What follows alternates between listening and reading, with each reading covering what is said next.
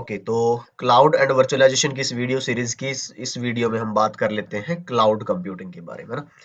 तो computing word तो आपने सुना ही होगा, तो ये तो नया नहीं है हमारे लिए। तो क्लाउड में भी कुछ लोगों के लिए नया हो सकता है, और मे बी कि कुछ लोग इसको सुन रहे हैं बार बार, है ना। कुछ लोग जो जॉब कर रहे हैं उनको अंदाजा होगा इंडस्ट्री का, पर उनको खुद नहीं पता है कि हाँ, ये असल में क्या चीज है। तो कई सारी तरह की सिनेरियोज हो सकते हैं। तो डिपेंड करता है कि आप अपने करियर की या लर्निंग की किस स्टेज पे हैं। चलिए जी। तो ये ऑन डिमांड डिलीवरी है आपको कंप्यूटिंग पावर। कंप्यूटिंग पावर, अब एक चीज समझिए जरा, है ना। यहाँ पे दो तरह की चीजें होती है नेटवर्क में। अगर आप हार्डवेयर और सॉफ्टवेयर देखेंगे, इवन आईटी की अगर आप बात करोगे ना, आईटी के कितने सेक्शन है? तीन। एक हार्डवेयर है आपके पास, सॉफ्टवेयर है एंड नेटवर्क है। ठीक है। अब इन दोनों तीनों के अंदर ही आप दो तरह की चीजें डिस्कस करते हैं। पहला तो आता है कि आप जो नॉर्मल एक डे टू डे या फिर यूजर या क्लाइंट बेस की बात करते हो, है ना। जैसे जो इंडिविजुअल है, हाँ मैं यहाँ पे ये वर्ड अगर यूज करूँ तो ज्यादा अच्छा रहेगा, इंडिविजुअल यूजेस के लिए। एक होता है कमर्शियल यूजर यूजेस के लिए। कमर्शियल क्या है कि भाई जो बिजनेस कर रहे हैं, कि जो अपनी सर्विसेज या प्रोडक्ट्स को बेच रहे हैं, उनके लिए। तो दो तरह से चीजें आती हैं। अब अगर मैं बात करूं कि आपको मान लो नॉर्मली आपके लिए एक लैपटॉप चाहिए ठीक है। एक लैपटॉप खरीदोगे तो आपका जो डिसीजन क्राइटेरिया रहेगा वो अलग रहेगा अगर लैपटॉप चाहिए है एक कंपनी को। देखो, सोचने वाली बात है। आप लैपटॉप खरीदोगे तो देखोगे कि आपको यार रैम कितनी चाहिए, है ना। और सीपीयू किस जनरेशन का, कौन सी आपका i3 i5 या कौन सा रहेगा, एएमडी। और उसके बाद फिर आप हार्ड ड्राइव देखोगे, और आजकल तो ये भी देखोगे कि एसएसडी दोनों चाहिए या फिर अकेला एसएसडी चाहिए। इस तरह का डिसीजन आपका रहने वाला। गेमिंग आपको करनी है तो जीपीयू आपके पास है कि नहीं है। कंपनी वाले अगर यही देखते हैं तो उनको ये देखना है कि मेरे को इस बंदे से जो काम करवाना है इस लैपटॉप पर, वो क्या करवाना है, पहली तो ये। दूसरा कंप्लायंसेस देखेंगे एएमसी की, भाई कौन सा जो वेंडर है मेरे को हर 3 महीने 6 महीने में या साल भर में रिप्लेसमेंट है या फिर सर्विस है वो प्रोवाइड कर, समझ रहे हो। तो ये चीजें मायने रखती है। दूसरा, जब आप ऑपरेटिंग सिस्टम यूज करते हैं तो हमारे इंडिया में तो खैर लोग पायरेटेड भी डाल लेते हैं, और इंडिविजुअल यूजर के लिए कोई इतनी ज्यादा सख्ताई भी नहीं है इंडिया में, तो है ना। पर जब बात करो कंपनी बेसिस पे, तो आप ऐसा नहीं है कि विंडो आप जाओ किसी वेबसाइट पे और वहां से उठाओ कोई भी विंडो की इमेज और इंस्टॉल कर दो। कंपनीज में ऐसा नहीं चलता भाई। आपके चाहे माइक्रोसॉफ्ट ऑफिस हो और चाहे आपका जो भी हो, सब लाइसेंस बेस्ड चलता है। तो ये जो काम कर रहे हैं उन लोगों को पता होगा, नहीं तो रेड पड़ जाती है और अच्छे खासे फाइन और वो सब होता है यहाँ से मैं ये सब चीजें क्यों बता रहा हूँ आपको, कि क्लाउड का जो आपको जोड़ना है वो तभी आप अच्छे से समझ पाएंगे, पहले जब आप अपने हार्डवेयर को बेस से समझते हो। तो हार्डवेयर में क्या क्या है आपके पास? रैम आती है जो आपको डिस्प्ले और प्रोसेसिंग प्रोवाइड करवाती है, अगर मैं बिल्कुल लेवल लैंग्वेज में बात करूं। सीपीयू आ गया जो आपको प्रोसेस करके देगा, जितने भी सॉफ्टवेयर चलाएगा, रन करेगा, एक्चुअली जो कोड को, इंस्ट्रक्शंस को, है ना, वो सीपीयू करता है। स्टोरेज आपकी है ऑपरेटिंग सिस्टम की हो या फिर बाकी जो भी आपका डेटा है वो हार्ड ड्राइव करेगी। हार्ड ड्राइव में स्लो होता था लोड होना आपका जो सॉफ्टवेयर थे, और आप एसएसडी में आपका फास्ट है। अगर आपको नहीं पता हो तो थोड़ा आइडिया देता हूँ। हार्ड ड्राइव अगर आपके पास है ना मैग्नेटिक वाली, तो कुछ मिनट्स लग जाते हैं आपको लैपटॉप ऑन करने में और आगे कुछ भी कर पाने में। एसएसडी में आपको कुछ सेकंड लगते हैं और इवन आप फटाक से यूज करना शुरू कर देते हो। जीपीयू होता है आपकी ग्राफिक एक्सेलरेशन के लिए, ग्राफिक पावर देने के लिए।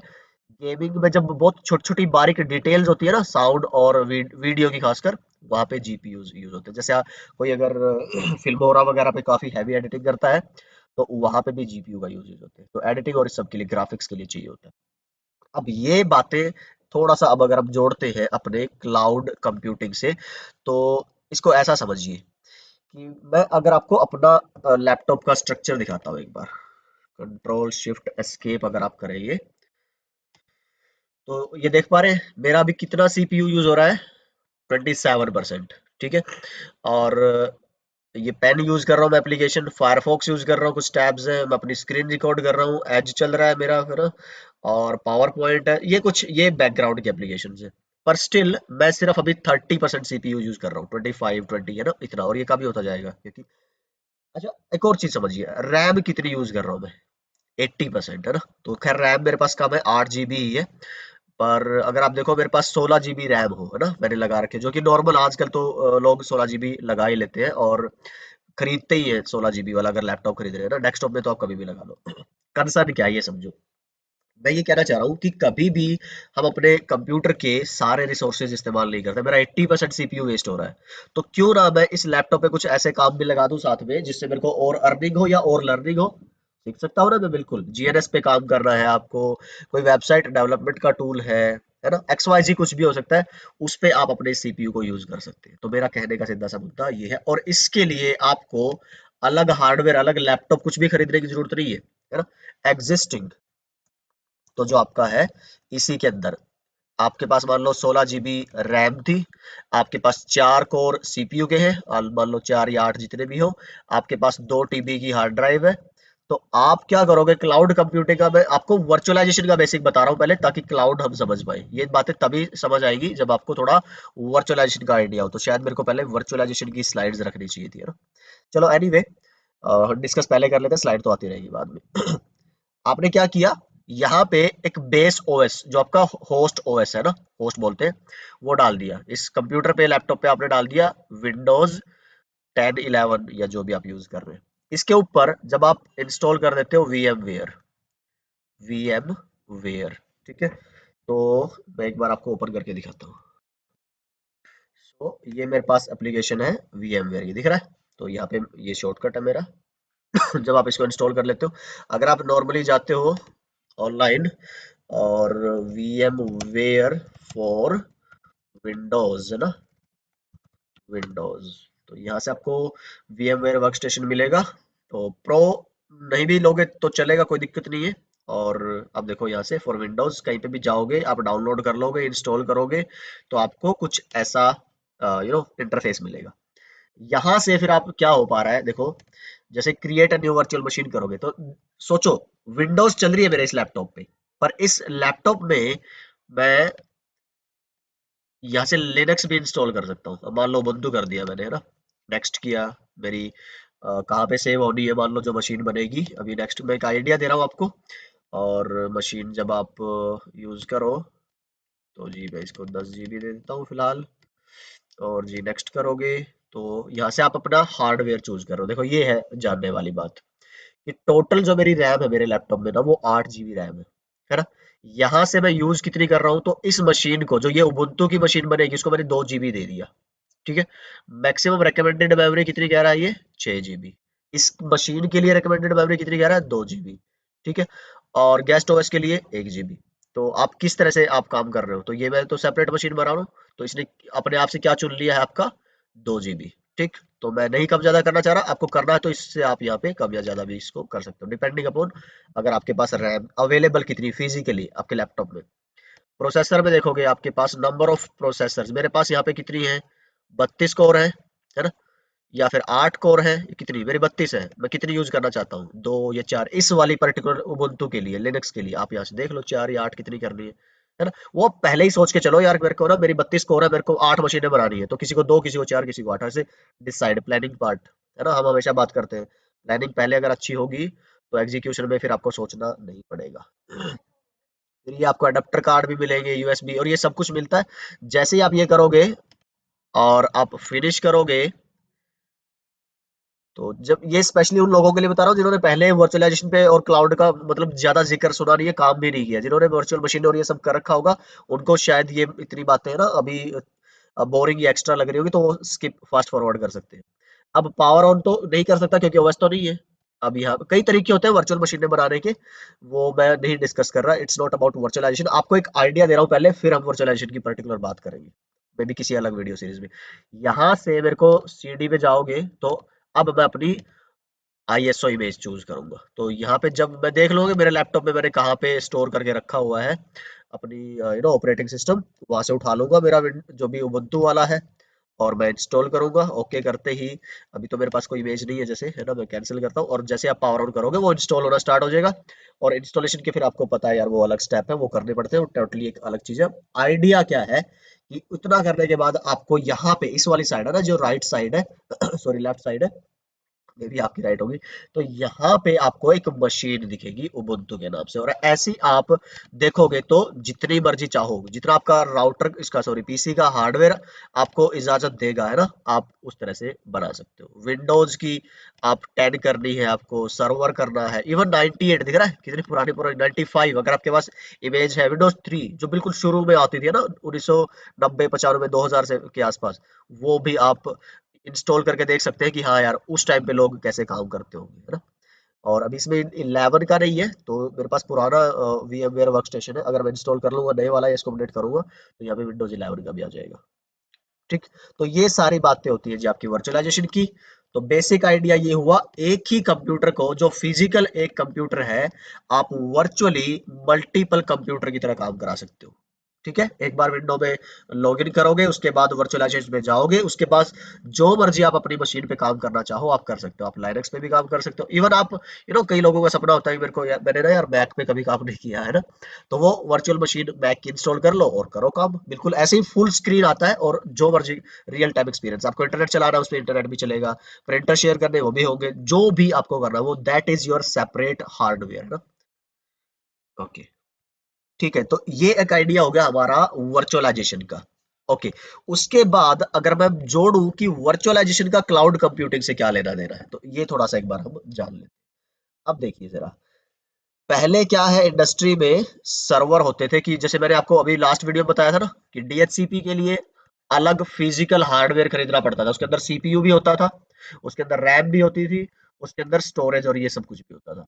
आपको कोई और काम करना है, मान लो DNS का है, सॉरी, उसके लिए भी CPU आपके पास है, रैम आपके पास है, स्टोरेज आपके पास है, और जितने भी आप इस तरह से काम कराओगे उतने ही सर्वर आपको चाहिए होंगे।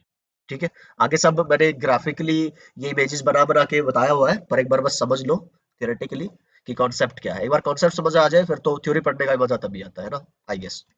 मान लो आपकी कोई प्राइवेट एप्लीकेशन, मान लो आप HDFC का बैंक है, ये उनका डेटा सेंटर सब कुछ है, और इन्होंने अपनी नेट बैंकिंग की एप्लीकेशन बनाई हुई है, ये उसका सर्वर है। तो इसको भी सब कुछ चाहिए होगा। तो पहले क्या होता था, 20%, 30%, अभी जो मैंने आपको दिखाया था जैसे उतना यूज होता था, 50% भी यूज नहीं करते थे, लेकिन फिर भी अलग अलग सर्वर लगाने पड़ रहे हैं। अभी क्या है, आप क्या करो कि एक हार्डवेयर खरीद लिया आपने, मान लो इसके अंदर कलेक्टिव मेरे पास 128 GB रैम है। ठीक है। और इसके अंदर मेरे पास CPUs है जिसके अंदर मेरी 64 कोर है। ठीक है। इस पे मेरे पास 10 TB की हार्ड ड्राइव है। ठीक है। इवन आप जब बड़े लेवल की बात करते हो तो स्टोरेज एरिया, नेटवर्क्स और सैन डैश इन सब की बात करते हो। फिलहाल अभी हम अभी इसको रखते हैं नॉर्मल। तो जी ये मेरे पास होगी मेरी स्टोरेज। अच्छा, इसके ऊपर जब आपको क्या करना है, आपने इस हार्डवेयर पे जो ये ले लिया है, आप अपना, जब मैं हाइपरवाइजर बताऊंगा ना, याद है लास्ट वीडियो में हमने बात की थी, हाइपरवाइजर किसके लिए यूज होता है, वर्चुअलाइजेशन करने के लिए, है ना। और जो नॉर्मल कंप्यूटर है उसमें टाइप 1 टाइप 2 इस तरह से होता है, तो अभी टाइप 1 टाइप 2 छोड़ दो, एक हाइपरवाइजर होता है, बस वो आप इस पे इंस्टॉल कर लो। और अभी मैं एग्जांपल भी किसका ले रहा हूँ, VMware का, ये भी आगे बताऊंगा कि और कौन से हाइपरवाइजर की चॉइस आपके पास होती है। तो ESXi करके एक हाथ आता है, ESXi सर्वर VMware का, वो आप इस पे डालोगे, इंस्टॉल करोगे, ये आपको एक इंटरफेस दे देगा। और उस इंटरफेस पे आपको ऑप्शन मिलेगा कि आपको, चलो जी सर्वर बनाना है, आपने पहला सर्वर बना लिया ये DHCP। ठीक है। एक और सर्वर बना दिया आपने DNS। एक और सर्वर बना दिया फॉर एग्जांपल आपने, कौन सा, HDFC की नेट बैंकिंग का। और ऐसे ही आपको डिपेंडिंग अपॉन जितने ज्यादा सर्वर बना रहे हो उतना ज्यादा आप हार्डवेयर यहाँ पे ले लोगे, XYZ। ठीक है, कोई लेगेसी ऐप पड़ा हुआ आपका है जो भी। अब ये क्या करेंगे डायनामिकली, यहाँ पे ये वर्ड समझो जरा आप, डायनामिकली। ठीक है, आपको कुछ नहीं करना, इसका जो हाइपरवाइजर है ये सारा उसका काम है। सॉरी। तो DHCP अपनी रैम CPU स्टोरेज उठा लेगा यहाँ से, तीनों चीजें। DNS अपनी रैम CPU स्टोरेज उठा लेगा, ये अपनी उठा ले। देख रहे हो, डायनामिकली असाइन हो रहा है सब कुछ। आप ये नहीं बोलोगे कि इसको पर्टिकुलर, इवन जैसे मैं अभी मशीन बना रहा था ना, और आपको देखा होगा कि मेरे से हार्ड ड्राइव का स्पेस पूछ रहा था, वो बस पूछ रहा था, लेकिन वो भी डायनामिकली ही असाइन होती है। आप इसको उतनी मेमोरी भी दे सकते हो जितना कि आपके पास टोटल नहीं है, क्योंकि ये सारी मेमोरी को एक साथ यूज नहीं करता, है ना। मान लो आपने 20 GB हार्ड ड्राइव दे दी, तो ये 20 थोड़े है, आपको स्टोर ही नहीं कर रहे। तो 20 आपकी पड़ी हुई है फिजिकल हार्ड ड्राइव के पूल में। जब जरूरत होगी तब ये ज्यादा से ज्यादा 20 ले लेगा। तो काफी सारे डिटेल्ड और कॉन्सेप्ट आते हैं वर्चुअलाइजेशन में, हम अभी इन डेप्थ नहीं, सिर्फ बेसिक पार्ट की बात कर रहे हैं कि जब भी आप कोई यहाँ पे मशीन बनाओगे, इनको मशीनें बोलते हैं, वर्चुअल मशीन जो भी आप एप्लीकेशन आपकी है। और ये मशीनें फिर अपनी अपनी जरूरत के हिसाब से आपके फिजिकल टोटल हार्डवेयर स्पेस में से अपने जरूरत के अनुसार अपना हार्डवेयर लेती रहेगी। ये एक बेसिक फंडा है।